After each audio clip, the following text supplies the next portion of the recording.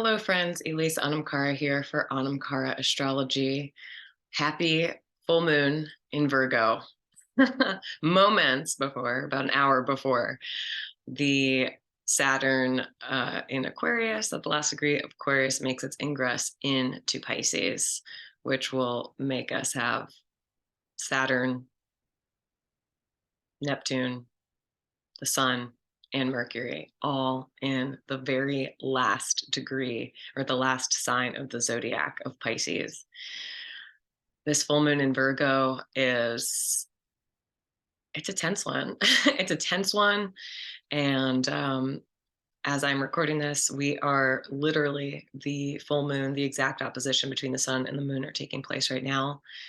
And I am already feeling the release, which is funny because I wanted to record this last night and I just did not have the energy. My energy was completely zapped, as it often is during the full moon. So I am bringing these insights to you now as the full moon is actually taking place. And the full moon in Virgo will be taking place at exactly 16 degrees and 44 minutes of the sign of Virgo. And so I am going to start with the Sabian symbols. Now, I do like to do the Sabian symbols by starting with the 16 degree, which is our the karmic, the background, what has brought us to the release of the full moon.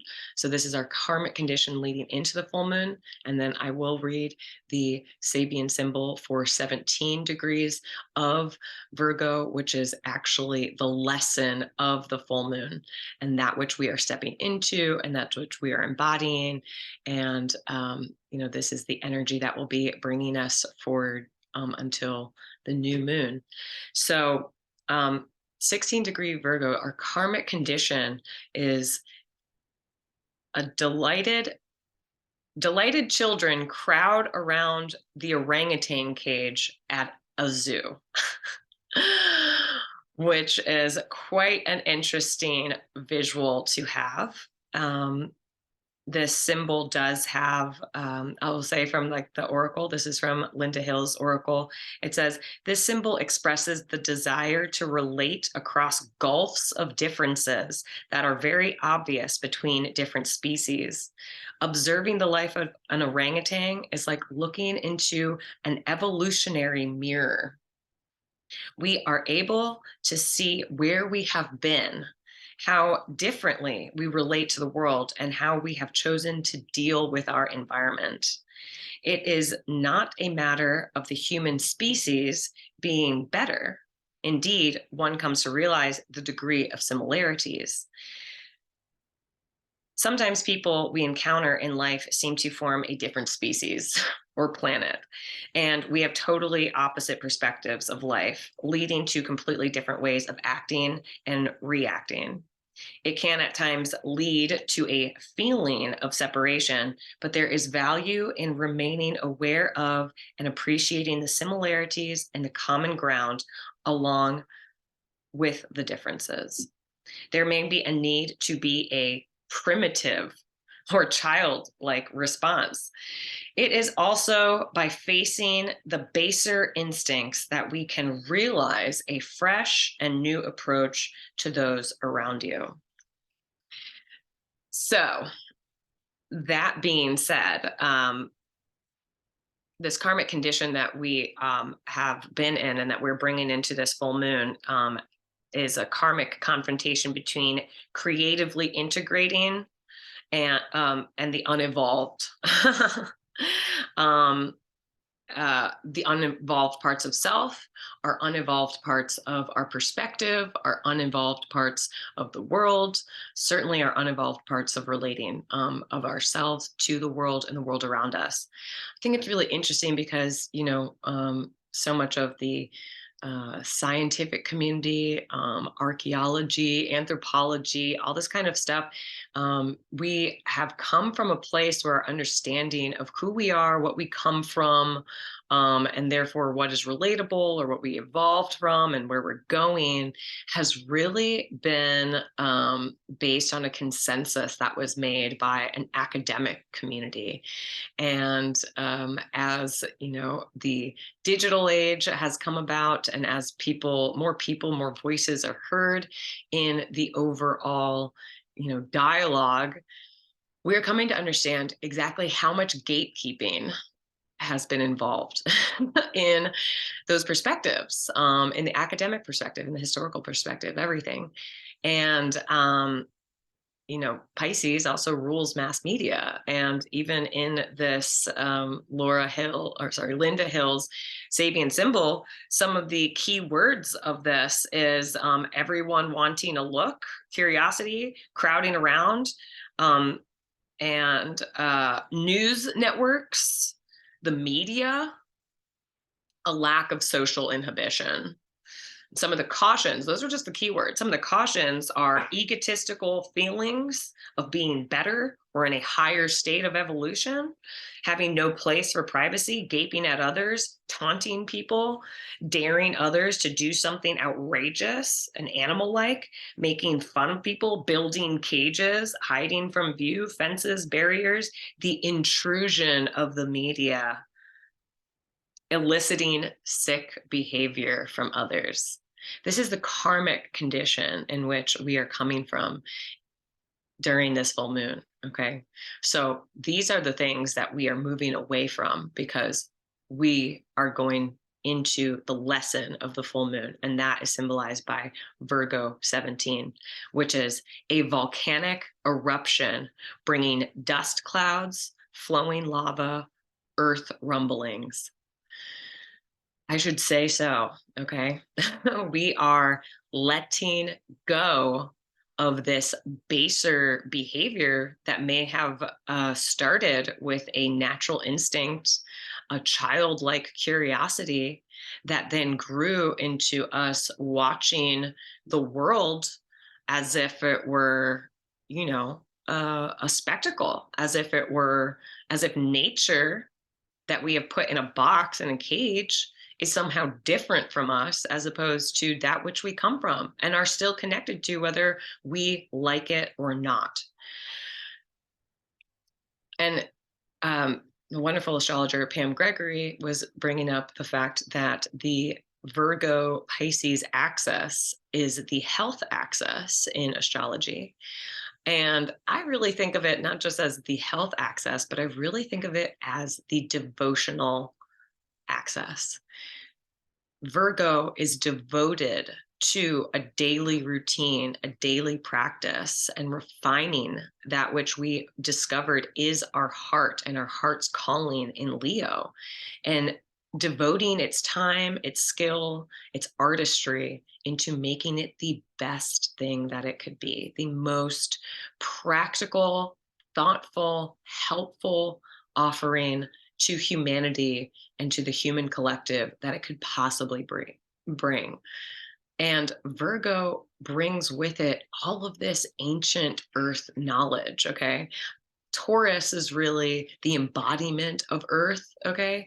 It is earth consciousness. Virgo is earth consciousness.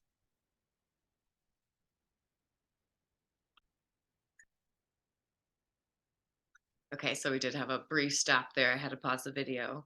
But back to the Sabian symbol of this full moon in Virgo, the volcanic eruption, bringing dust clouds, flowing lava, earth rumblings, etc. This is the lesson. This is the lesson of, there is a volcano threatening to erupt, and we've been feeling it bubbling up for a long time. And the need for it to release, even if it destroys all the stuff, is essential, because to not let it release, the pressure's got to go someplace, basically. And, you know, we can overreact about things that aren't actually the matter at hand. They're not even important, and that can be a real danger when it comes to, a volcanic eruption.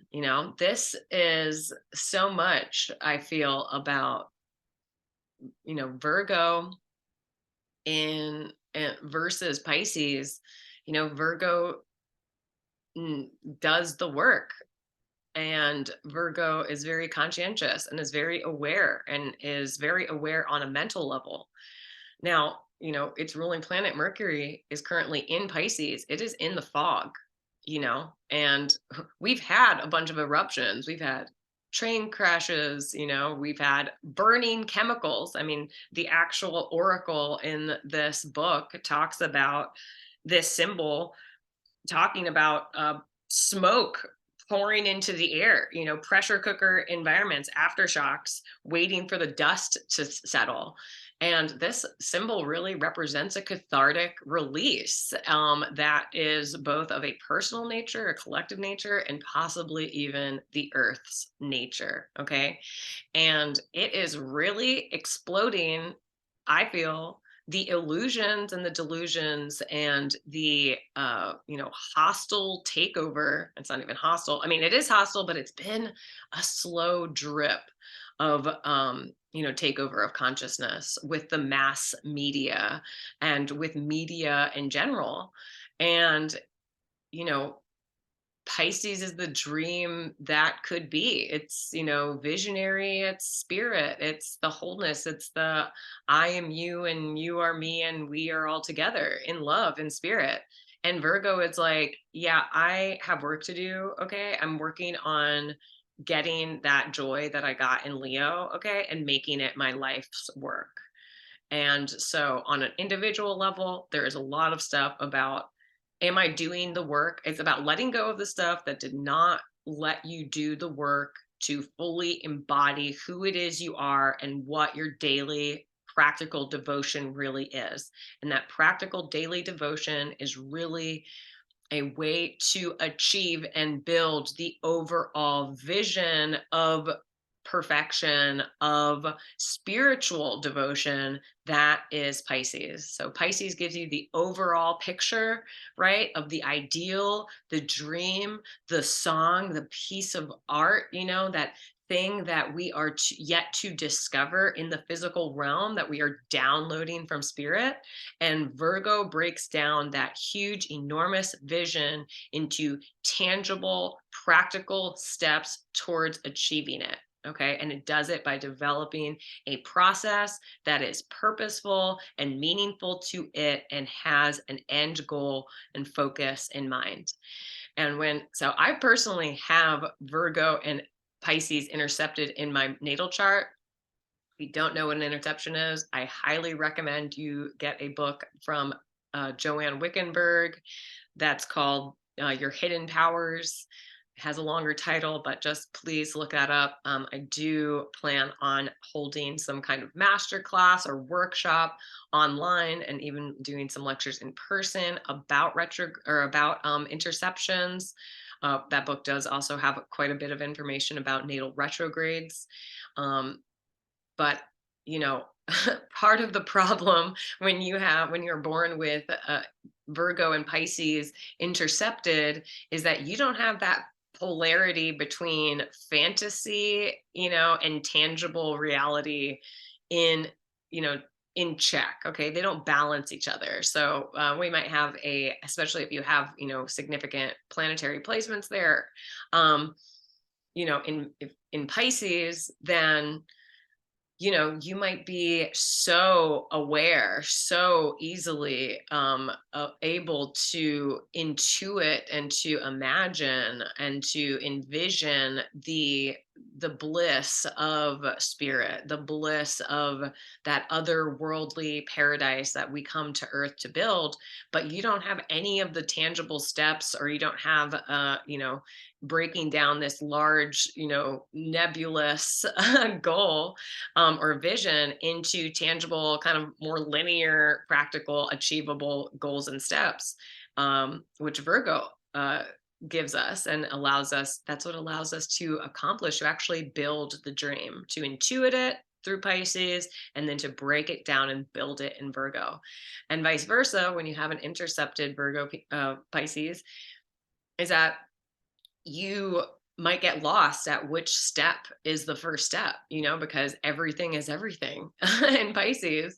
And so, or you can also like, you can have, you might have that other Virgo problem of not being able to see the forest for the trees, and getting really stuck on a certain step and not moving forward, getting frustrated, eating itself. Okay, there's a reason why Virgo rules the small intestines and the digestive system, is because the digestive system is what feeds our brain, okay, our and our mental capacity on a physiological, neurological level.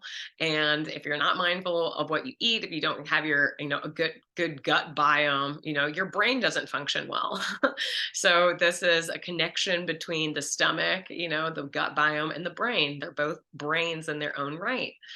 And gosh, there's a great something that Joanne Wickenberg says in that book is, um, Virgo wants to get to the smallest, first step, whether if it's like a sound, it gets down to the smallest phenome, of language that's like possible. And, that often might, involve taking the grand vision or the grand master plan of Pisces and taking it all apart so that you can put it back together, and really not knowing how to put it back together, or like, shit, what's the next step after I have all these pieces on their own? I don't know how to rebuild the vision. That is a very Pisces Virgo interception issue. And so right now, I feel like this explosion of this full moon that is, represented by the Sabian symbol of 17 degrees Virgo, is I might not know how to start step one after I take this whole thing together, after the whole shit house goes up in flames, after the entire volcano explodes. All I know is that it's going to explode. There has been too much pressure building up over too long, and it is impractical to think that it's not going to blow up, or that I can do anything or maintain control the way things are going. Instead, I have to commit to myself and to my truth, and to committing to building what I know is important to me, that which I have the power to bring forth through my daily efforts, through my work, through the maintenance of my body and my mind, and my maintaining personal, individual connection to spirit, to the divine, to God, to goddess, to balance the consciousness, like the spirit consciousness of Pisces, and this ancient, earth wisdom of Virgo, so that we maintain a connection through each individual to the whole, to the greater unknown, you know, um, and to all of the collective, to each other through spirit. We might be, toiling with the fact that we're not ready still. Come on, we're so ready. We're so actually seriously ready. It might not look the way that we want it to. It might not look the way we want it to on the first try, but Virgo keeps trying.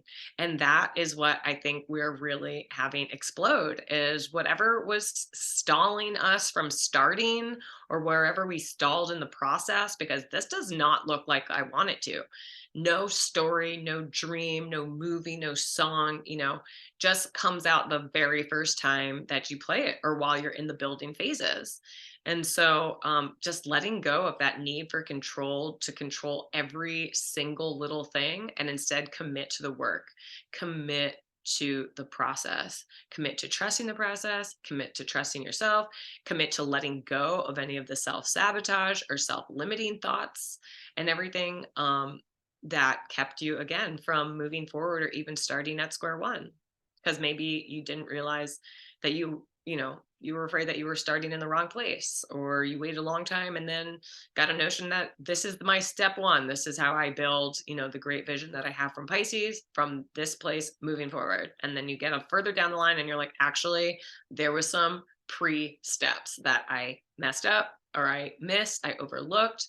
It's time to go back and get those in place and then move forward in the work that I've already done for myself, in this part of the path that I've already cut.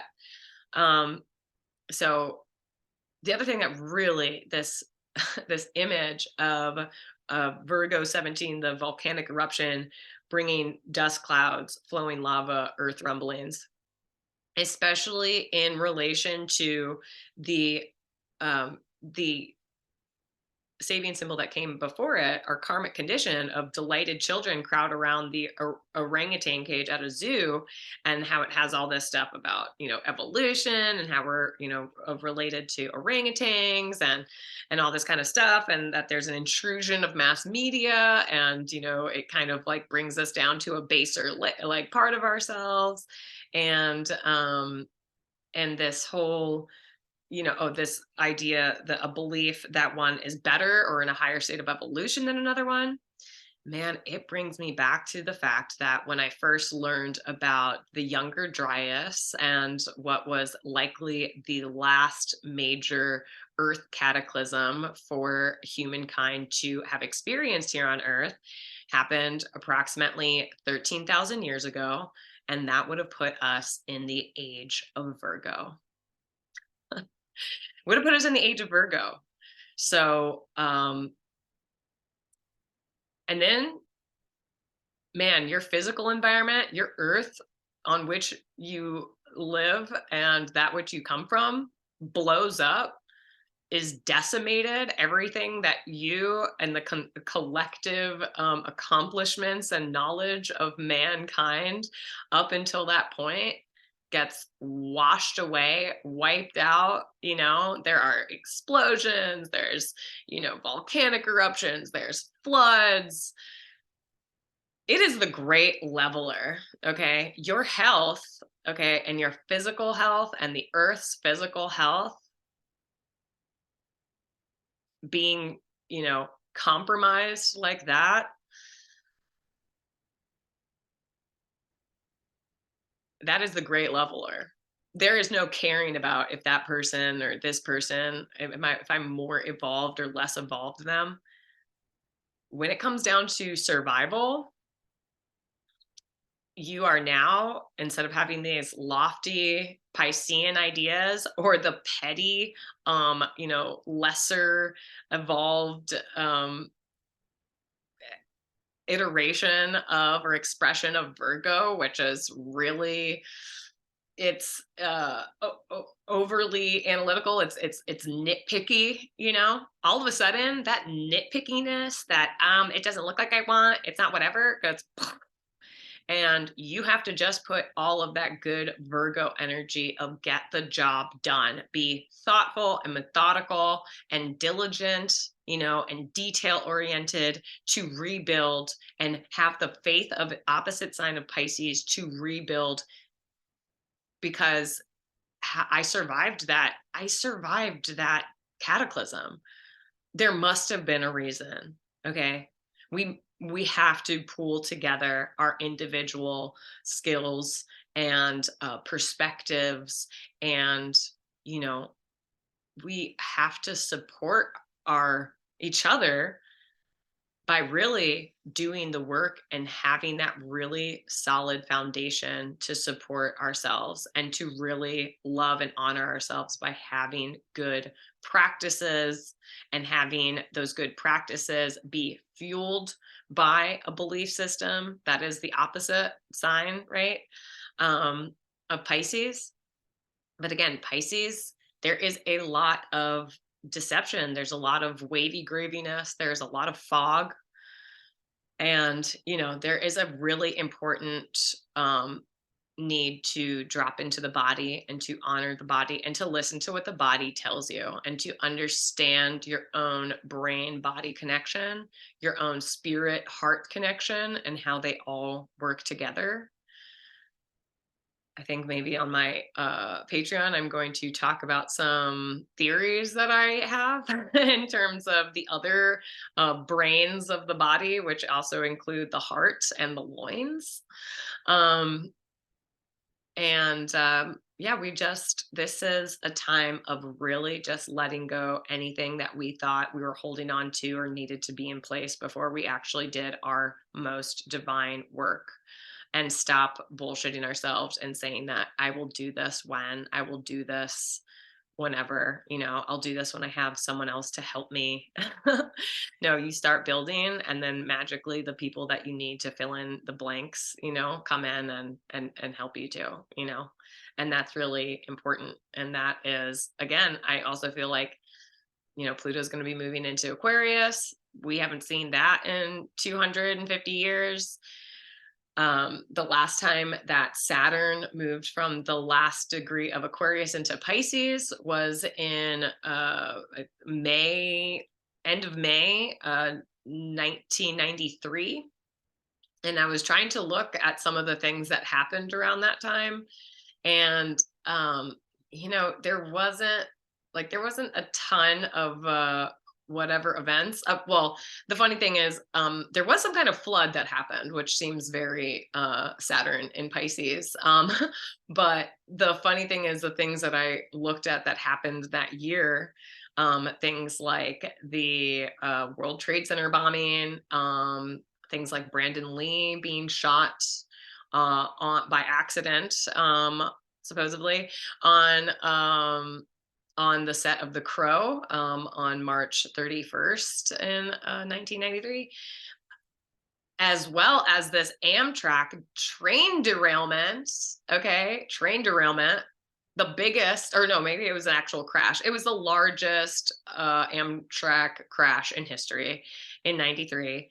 And those things all happened when Saturn was actually in Aquarius. So if you've been wondering what the fuck we've been experiencing these past few years, or these past couple of years, but specifically in this last, 6 months of all of these kind of accidents, cataclysms, technology, cataclysms, Aquarius ruling technology like that, the need to have rules and regulations in order to make people safe, as opposed to letting technology just like do its thing and act like it has our best interest in mind, or that it knows what to do, or that it will maintain itself even when it's old and decrepit and corroded, and there aren't people at the helm to actually navigate it.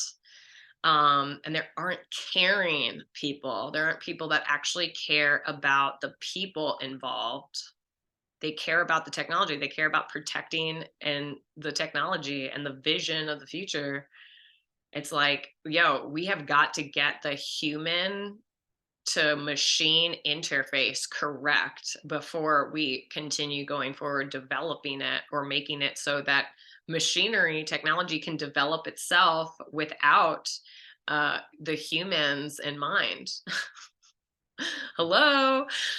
Wow. Okay. So, and we are going to experience this, Saturn moving back into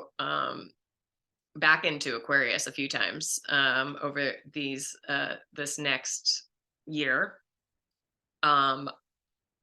And we're also going to have the same thing happen when Pluto, which is going to be straddling Capricorn and Aquarius. Pluto moves into Capricorn. Sorry, Pluto moves from Capricorn into Aquarius on March 23rd, which I believe is also the day that Mars leaves its shadow, which Mars has been in the sign of Gemini for an extremely long time. Again, Mars is still in Gemini, and it is making a contact. I should show you it on the charts, which maybe I'll move to right now. But it is a wide, gosh, why am I missing this in my mind? What do you call that when it is a T square? Okay. Between the sun moon opposition and Mars. Here, let me let me share my screen and we will figure out if I can do this.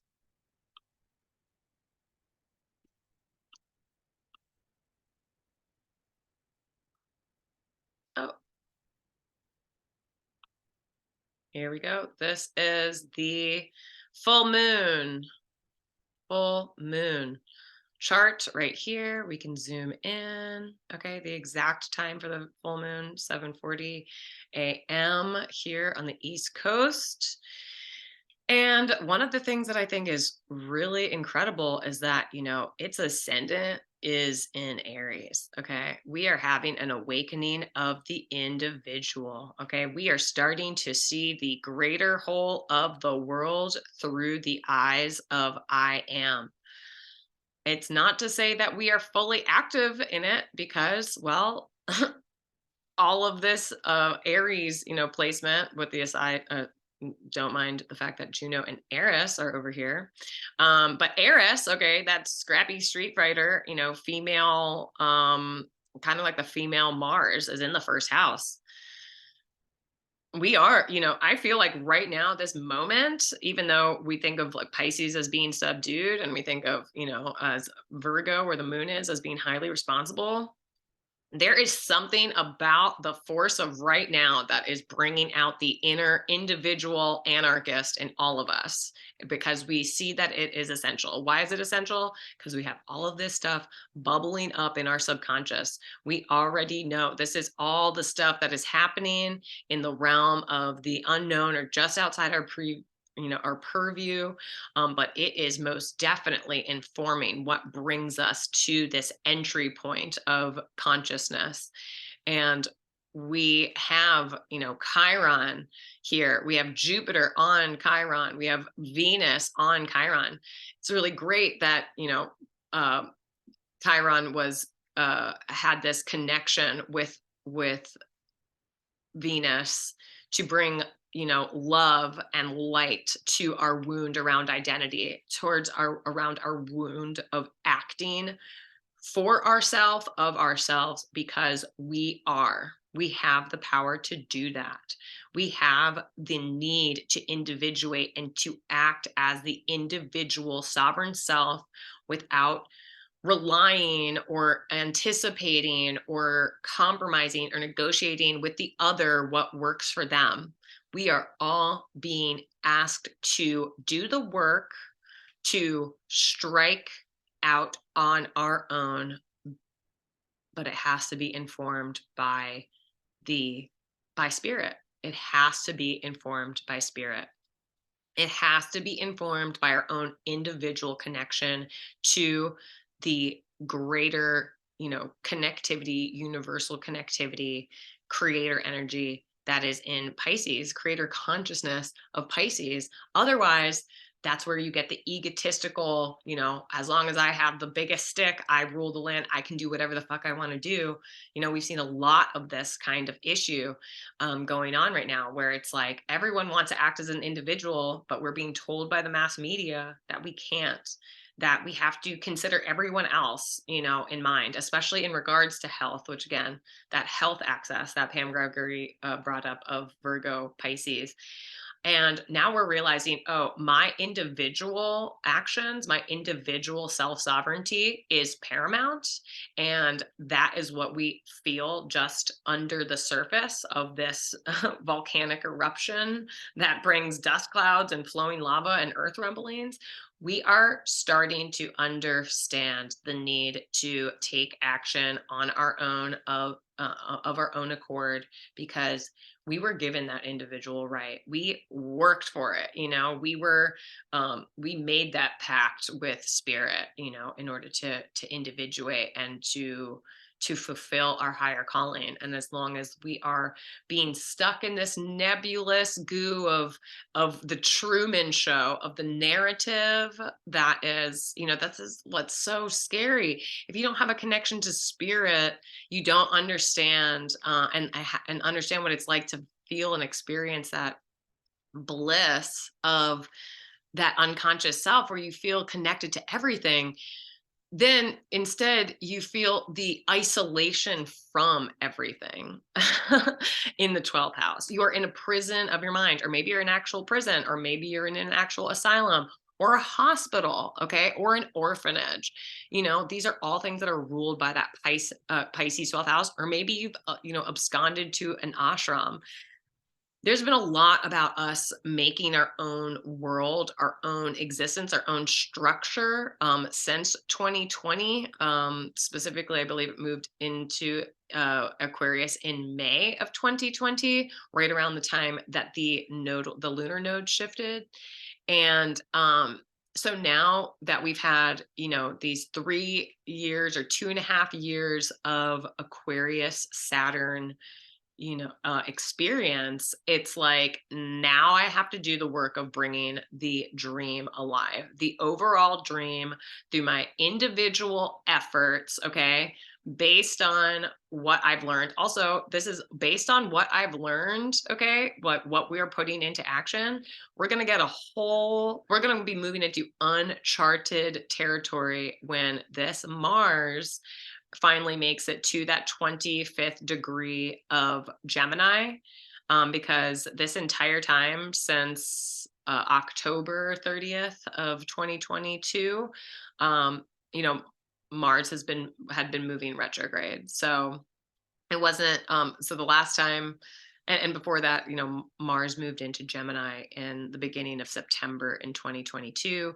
So that's when we started having some interesting, fast moving uh activities, a lot of mental activity, a lot of like action based on communications, or an increase in communication, or maybe increase in like short distance travel, and all that kind of stuff. People going back into the office, right? Third house, Gemini is very, commute oriented. Also a lot of, looking at the chart right here, now it is in the third house. And so maybe we do have some more, and this is, the collective third house. This is if you want to have your own, if you want to see where this chart overlays on your natal chart, so that you have an idea of how this full moon is individually affecting you, then feel free to reach out to me. I do have full moon and moon transit offerings on my website, so please reach out to me at anmchara But man, this, the love, and we're getting an expansion of an idea of why I feel so disempowered, why I feel like my fucking balls have been cut off. This is the eruption. I mean, this is what the eruption is, okay? And now it's affecting my daily life. It's affecting my health. It's affecting our health, okay? This moon, sixth house, Virgo. Um, and this sun is in the 12th house, man. We are having a light shine on the fact that we have had, you know, that we've been living in a narrative that is not the one. It is not the delusion, illusion, whatever of Pisces that we thought we were in. I mean, it's not the one that it hasn't been spirit generated in a while, is what I'm saying. It has really been made and created by someone and something else that is not spirit. That is it. I also feel like there's an explosion of the fact that that religious fervor, or the idea, the concepts around religion and connecting to the divine, that the um, organized religion, monotheism, all this kind of stuff. I'm not saying that any of these things are bad. I'm just saying that there has been a overall collective stranglehold on what earth life is about, and what divinity is, and humans relationship to the divine, and to the earth, and to themselves, and to each other, as prescribed by these religions of the last 2000 years. Of the last 2000 years. And, this is an explosion of, you know what? This is bullshit. That was bullshit. Everything that I thought, that I felt inside that I kept down because I was told by my pastor or by my parents or by my boss or by my government or by my administrator of my health, the medical system, has been bullshit. It has been part of a narrative that is so large and that you are so fully immersed in that you did not realize that it was its own fantasy. It was its own projection of reality and not actual reality. And this explosion is an explosion from the inside of each and every one of us of, this is what I've been holding inside and for how long. And I am determined to build what I need and what I want through my own efforts. And I'm going to get myself out of the matrix, essentially. I'm going to get myself out of a way of living, a way of thinking, a way of relating to myself and to others and to God and education and my siblings known as the human collective, my fellow siblings. I am going to get out of what has been prescribed, and I am going to rely on myself and my ingenuity and my dedication and my devotion and commitment to doing right by myself, by humanity, through my own efforts, to speak up and let it out and let it go. Like, to me, I'm just telling you, this is a different kind of cataclysm, but I'm also not ruling out the fact that there could be an actual, like an even larger earth cataclysm. I mean, there's already been smaller ones, right? I mean, East Palestine train derailment and subsequent burning of, toxic, noxious chemicals is an ecological disaster.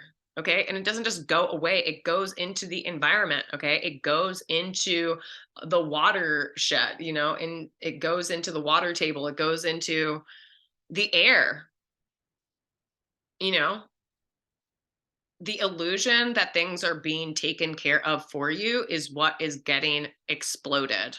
Okay. And knowing what to do about it might be difficult because, like I said, it is forming this, the full moon is forming this T-square with Mars in Gemini.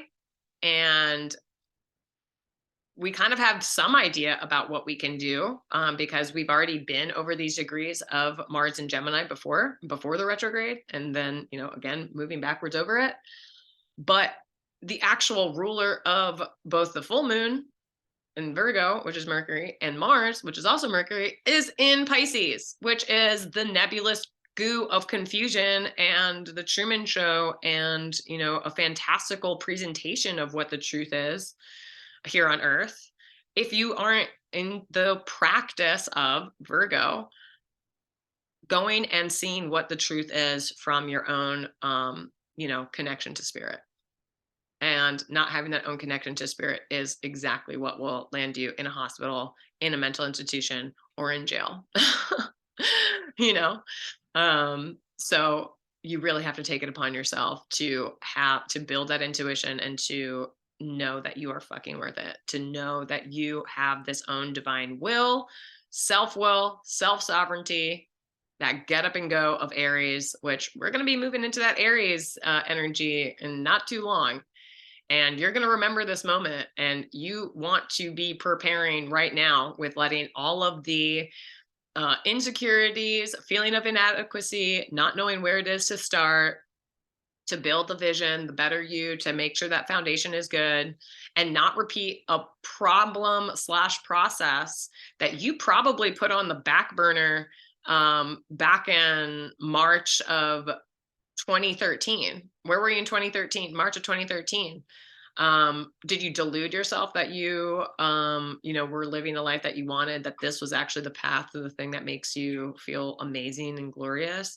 Or were you just, checking boxes that someone else said would get you to the place that you wanted to go? And now you are here, however many years later, 10 years later, and realizing, oh wow, I built something that I don't want to be a part of.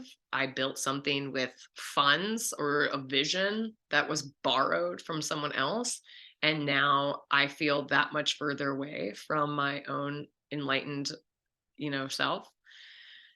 Am I still making the same excuses as to why I'm not doing exactly what I want to do and exactly what I feel impelled to do, like what my divine calling is, or getting rid of the things in my house that tie me and my life that tie me to a previous version of myself or identity that I worked really hard for, and now I'm realizing that it is not fulfilling and it's not practical. It's not even like rewarding.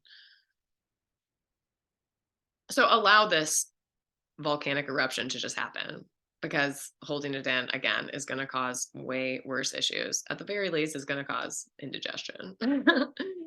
And at the very worst, it could again, cause you to combust in ways that are way more lethal. So we want to definitely let go of that. Maybe you've had a bad temper. Maybe, you feel very not in control of yourself. And maybe you've been thinking that the way for me to control it is through this Piscean, why don't I just medicate?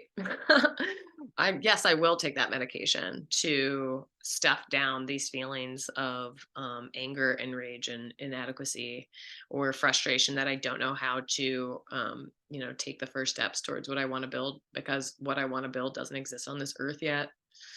And, just allow yourself to go back and do that.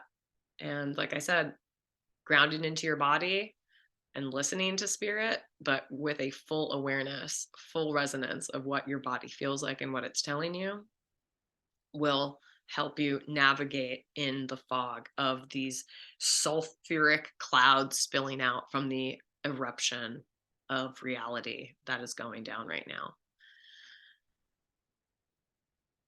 Knowing yourself and trusting that earth wisdom and that mystical connection of divine God spark that lives in all of us, that connects us to spirit on the other side, is what is going to help you find your way, not everybody's way, your way through the darkness, through the clouds. It will help in not just your survival, but reminding you that you made it through yet another cataclysm for a purpose. And this might be your last chance. It might be the earth's last chance, humankind's last chance to take a stand and build what we each came here to build. So I do hope that this has been helpful, educational. The one last thing I will like to say is that with this, oh gosh, let me see if I can share the screen again. I know that's going to be impossible, and it's going to want to be like, no, you can't do this and blah, blah, blah, but I do want to share. Okay. Is it going to come up this time? I don't know.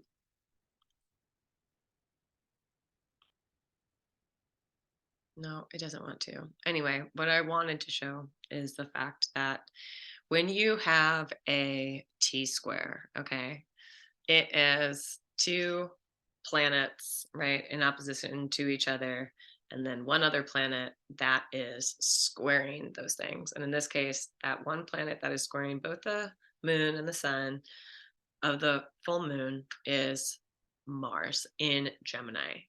Now, one way to think about this is that it's almost like a grand cross, which, by the way, I also have a mutable grand cross in my chart. I really feel like this, I don't know how this is resonating with you guys, but I really, guys, ladies, everything in between, okay? is, man, I feel like this is, there is nothing like right now. I have no fucking excuse. Okay. Just because I don't, just because I'm used to working in film and television and having, where, you have a bunch of people getting paid to make everything look fucking amazing. And listen, I don't even have a camera. Okay. I'm doing this on my computer.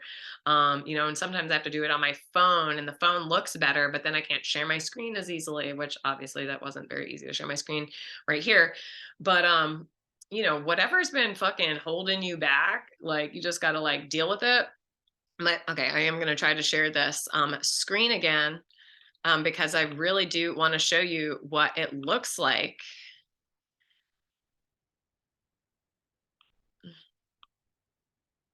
I just wanted to show you. Anyway, this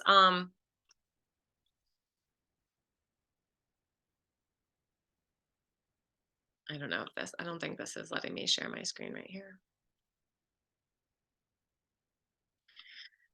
But I just want to. Okay, just let it do it. I don't know, man. Ugh, this is dumb. But anyway, directly across, okay, directly across from this, from the focus of this T square, okay? So the focus of the T square has this opposition between two planets, and then there is a planet that is squaring that opposition. And like I said, in this case, it's Mars in Gemini. So that means the focus of this full moon is all getting funneled to, okay, this Mars in Gemini.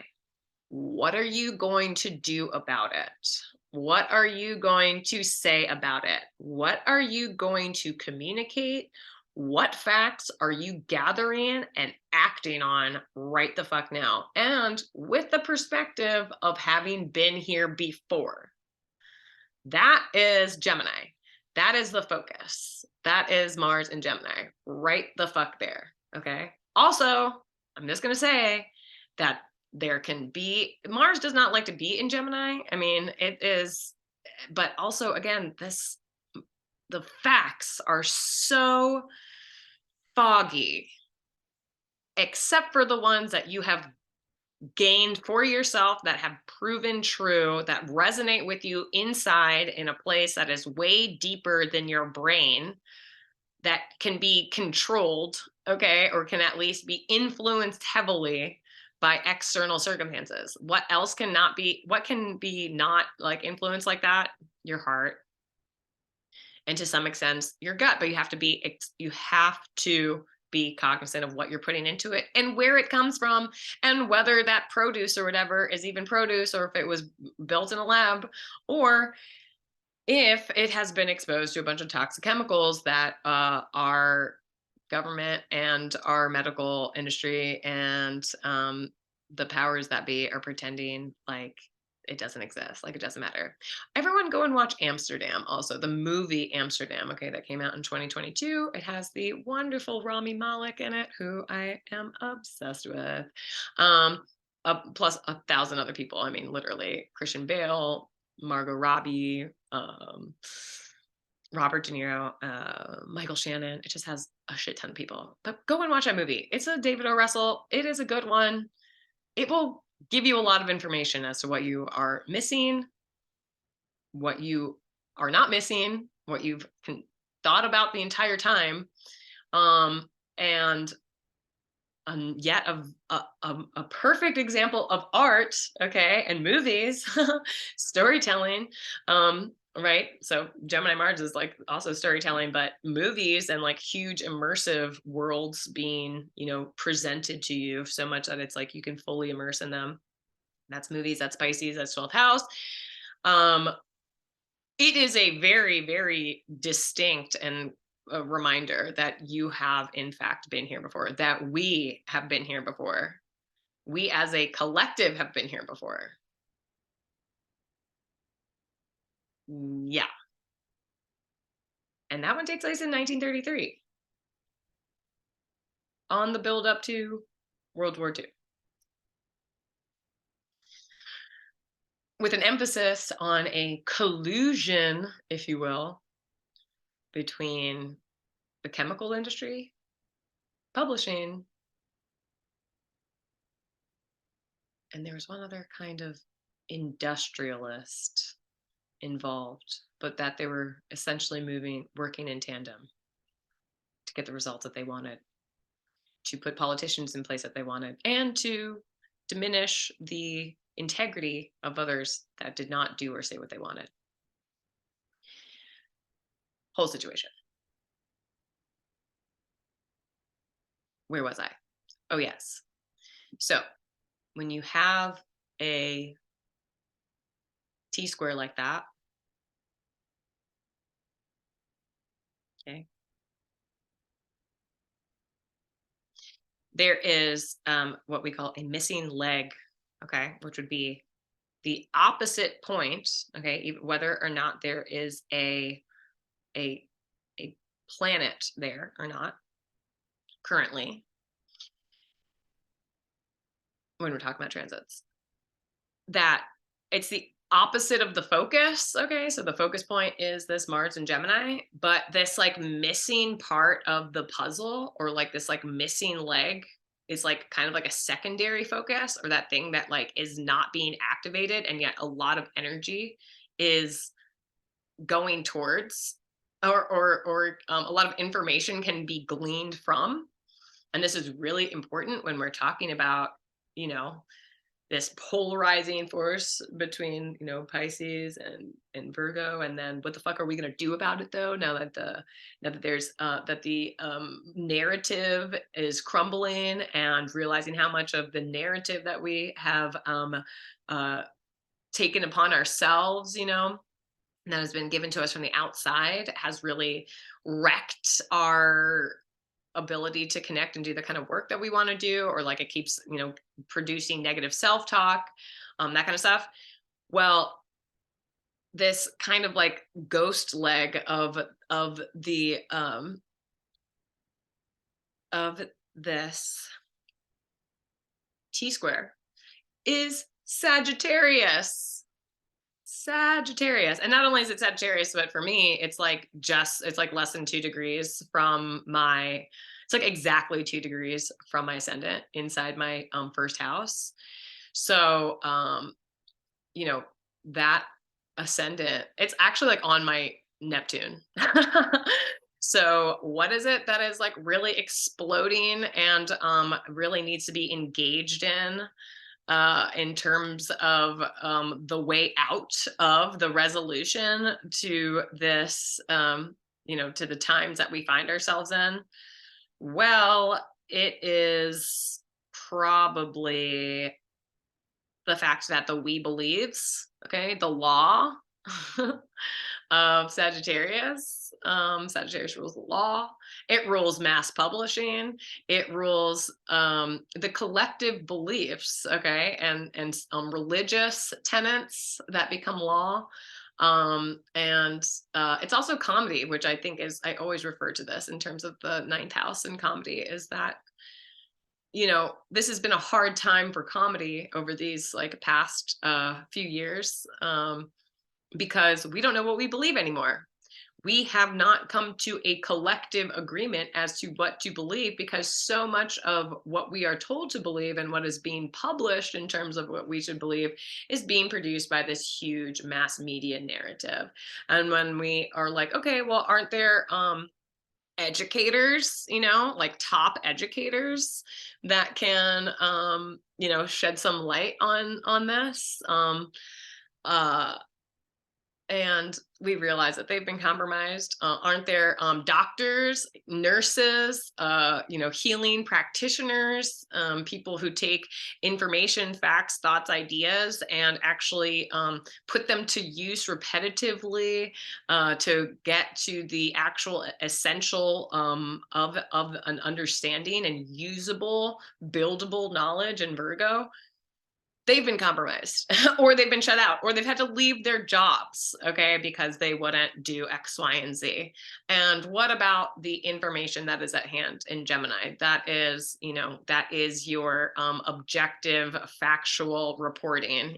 That's your stringer newspaper person. That is, someone writing an opinion piece or, someone just like telling the facts as they are, the who, what, where, when, why, and how, super objectively, and waiting for a response or for more of the issue so that we can have a conversation about it and just kind of get the information in real time.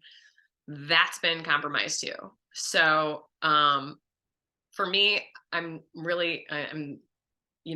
this kind of like missing piece of the puzzle is something that is in Sagittarius and will not only, in order to balance, or the full moon energies of, what can be done and finding the reality and the practical work and support for the work that we have to do and for the people that we really are, the individuals that we really are, is through doing something about it and saying something about it, and with that Mars and Gemini. But we have to understand that there is this missing leg of the journey or of the situation that is in fact that this D square, it represents a crisis. There is a crisis. There's a crisis in consciousness. There, we are in a global crisis. We are in individual crisis of consciousness.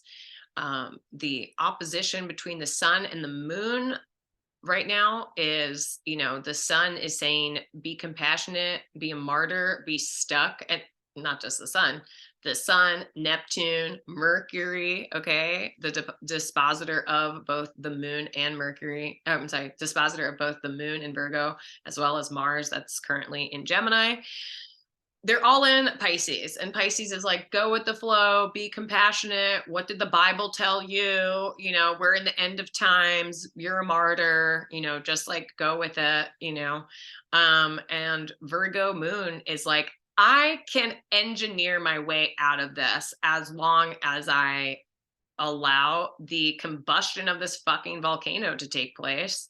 So, and I know myself and this fucking ancient earth knowledge that I have that can make practical use of the elements that I have around me and of my mind and of my body. But I have to first respect my body, and I have to understand that I did not come here to martyr my body for a larger,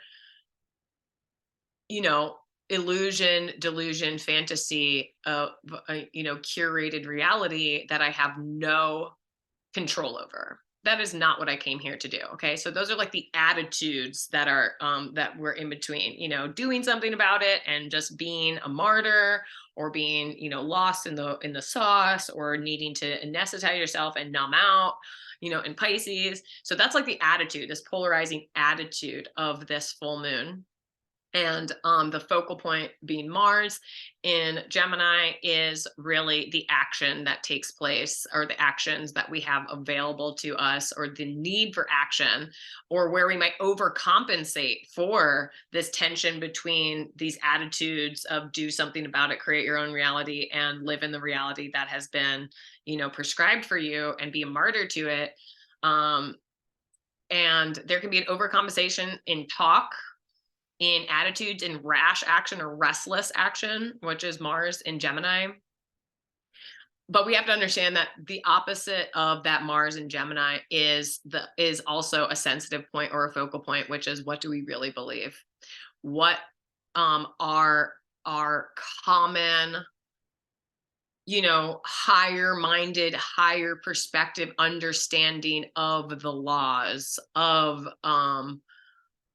liberty and freedom, and the vision in which this country, okay, right now I'm talking about the United States, because guess what, I believe that, I know that has that Sagittarius, there's a Sagittarius rising, that the US actually has a Sagittarius rising, which, by the way, like I said, so do I. um, you know, what was this originally founded on? And is there anything there to influence what we're experiencing or what's taking place? I think in the chart you could see that there wasn't. But you know, people are going to go back to the Constitution. People are going to go back to their Bible. People are going to go back to whatever harbinger of truth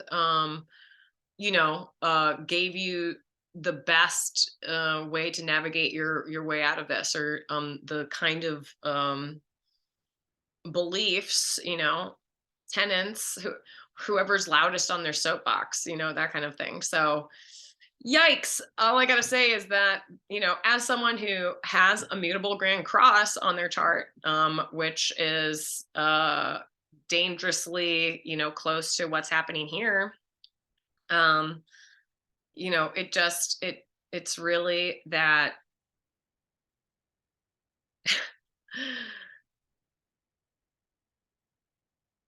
that we could have some issues taking action towards like real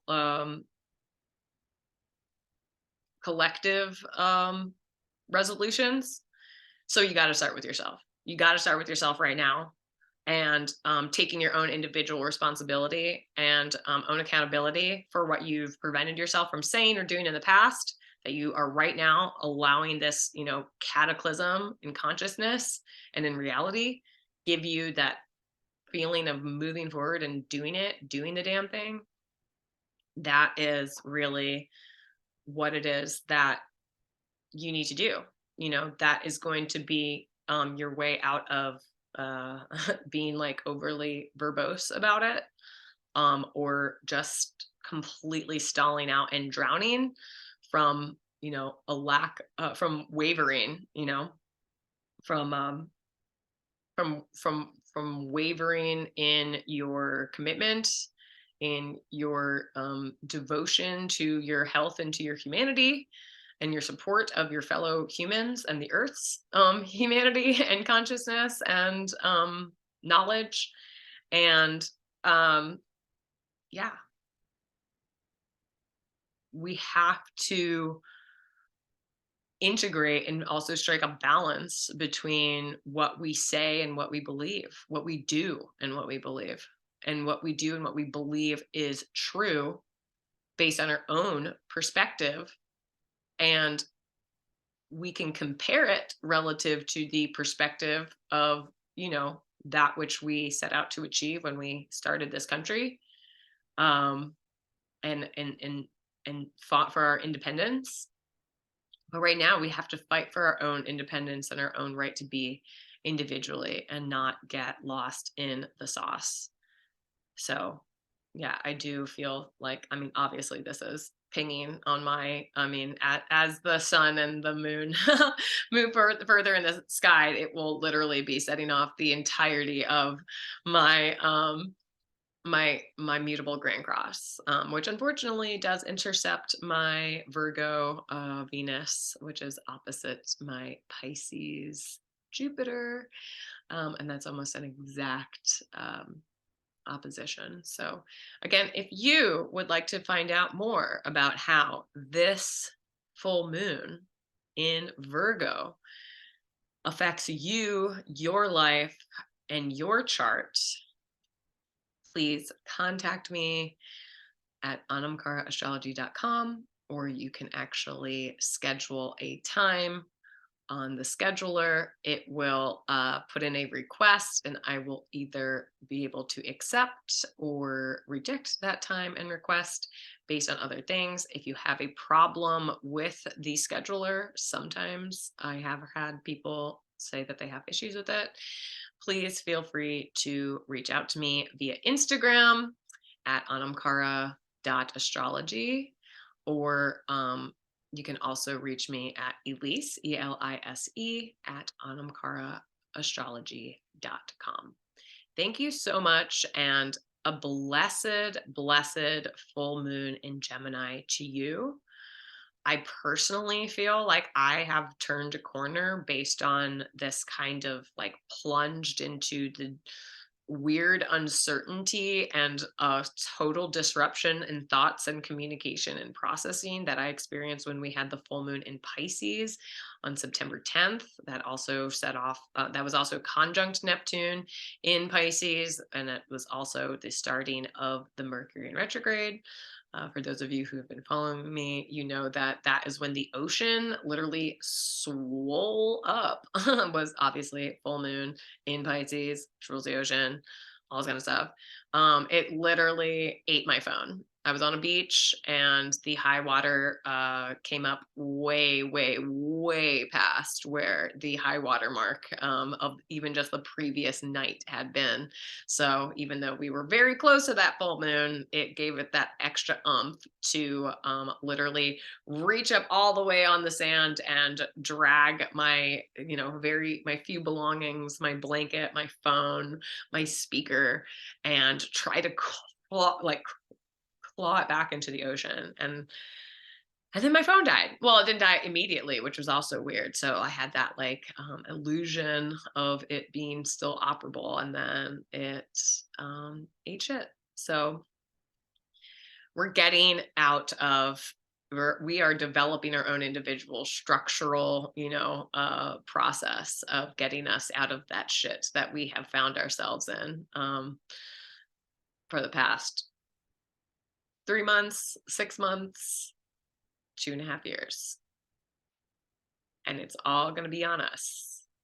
So stay in your body, close your eyes and see your own vision of bliss and heaven, and start the process of letting go and digging in and getting your hands dirty, because we will all end up back in the ocean one day.